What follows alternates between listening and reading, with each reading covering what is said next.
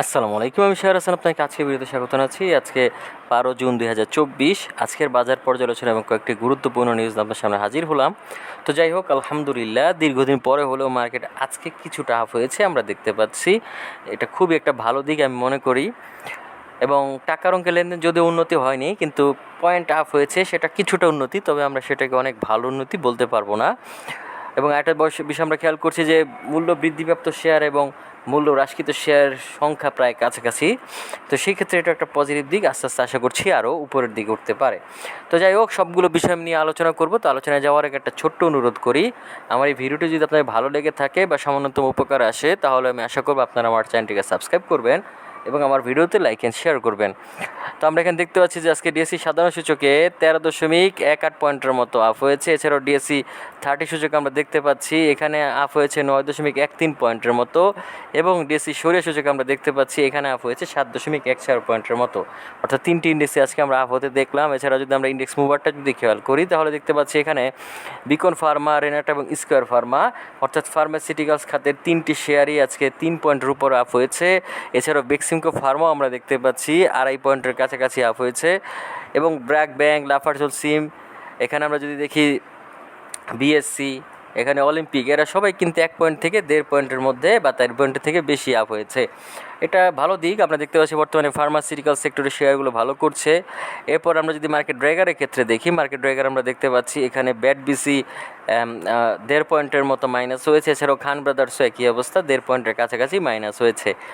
এবং আমরা যদি এখানে আজকে ট্রেড স্ট্যাটাসটিকে যদি খেয়াল করি, তাহলে দেখতে পাচ্ছি আজকে 159টি শেয়ার আপ হয়েছে, অপরিবর্তিত ছিল 66টি এবং পতন ঘটেছে 169টির।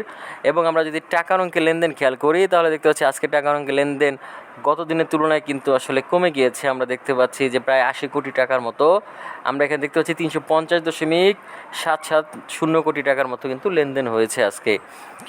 যাই হোক, এটাও একটা দুর্ভাগ্যের বিষয়, টাকার অঙ্কে লেনদেন কমে যাচ্ছে, এটা আসলে মেনে নেওয়া যায় না।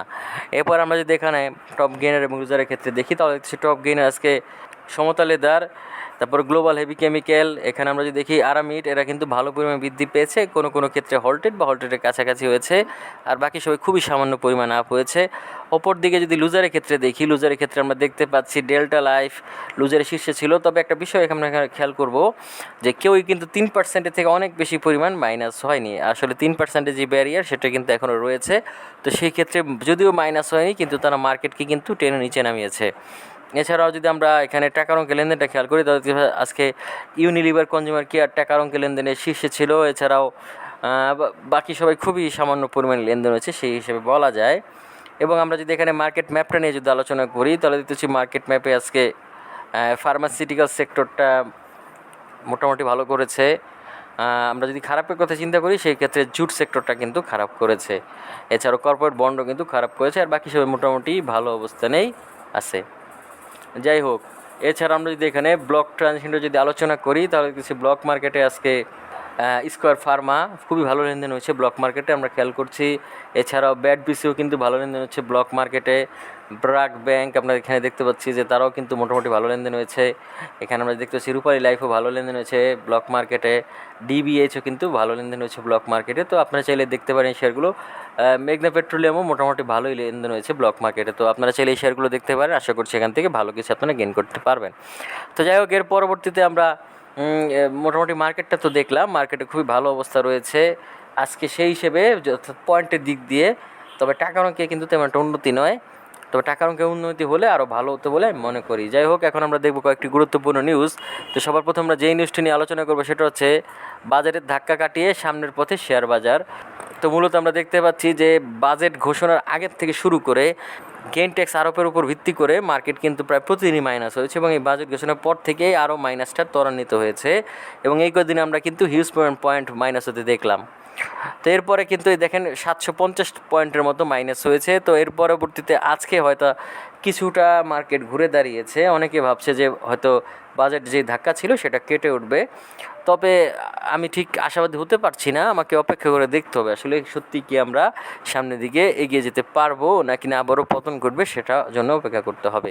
যদি সত্যি সম্ভব হয়, তাহলে আশা করছি যে মার্কেট ভালো হবে, তবে এখনও পর্যন্ত আশায় বুক বেঁধে লাভ নেই, কারণ এরকম ঘটনা আমরা বহুবার দেখেছি, একদিন কিছুটা বৃদ্ধি পেলে বাকি দিনগুলো আবার পতন ঘটে। তো সেই ক্ষেত্রে আসলে সাবধানতা অবলম্বন করা ছাড়া কোনো গতি নেই। এছাড়াও বাজারে ফোর্স সেলের একটা ব্যাপার স্যাপার ছিল, এখন সেইটা নেই। যদি থাকতো তাহলে টাকার অঙ্কে লেনদেনও বৃদ্ধি পেত। তবে যাই হোক, যত কিছুই বলি না কেন, সেটা আসলে নিশ্চিত করে বলা যায় না, যে কোনো সময় আবার উদ্ভব হতে পারে। যাই হোক, এর পরবর্তীতে আমরা যেই নিউজটি নিয়ে আলোচনা করব সেটা হচ্ছে সূচক উত্তোলনের পথে 10 কোম্পানি। তো মূলত আজকে যে সূচকটা বৃদ্ধি পেয়েছে, এর পেছনে 10টি কোম্পানির একটা বড় ভূমিকা রয়েছে। তো আমরা সেই 10টি কোম্পানি একটু এক নজর দেখে নিই। তারা হচ্ছে Berger Paints, Unilever consumer investment corporation, Renata, Grameen phone, Beacon pharma, Square pharma, Marico Bangladesh, Beximco pharma এবং ব্র্যাক ব্যাংক লিমিটেড। এই কোম্পানিগুলো কিন্তু আজকে ভালো পরিমাণ বৃদ্ধি পেয়েছে এবং তারাই কিন্তু 12 পয়েন্টের মতো বৃদ্ধি করেছে, যেটা আসলে ভালো দিক। আশা করছি সামনের দিকেও তারা আরও বৃদ্ধি করতে পারবে মার্কেট। তো যাই হোক, এর পরবর্তীতে আমরা যেই নিউজটি নিয়ে আলোচনা করব সেটাই হচ্ছে জুলাই থেকে উৎপাদনে ফিরছে সাবকো স্পিনিং।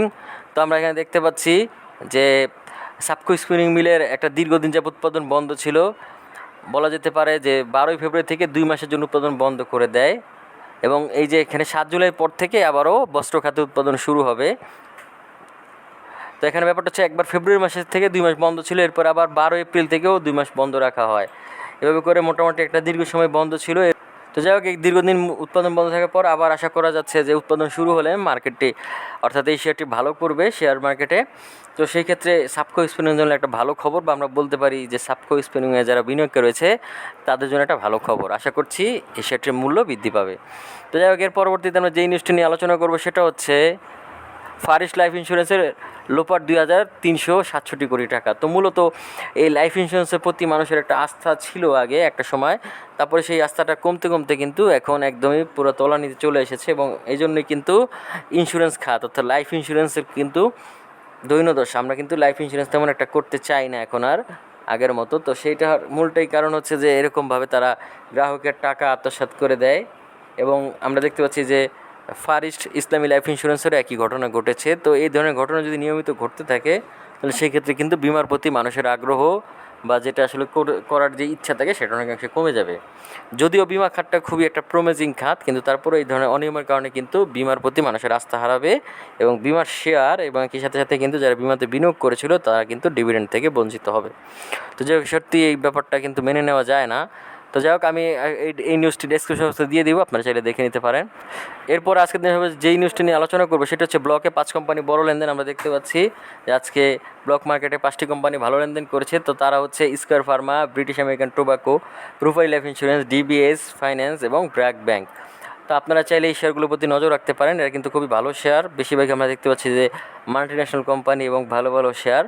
আপনারা চাইলে এই সকল শেয়ারে বিনিয়োগ করতে পারেন। আশা করছি এখান থেকে আপনারা ভালো কিছু গেইন করতে পারবেন।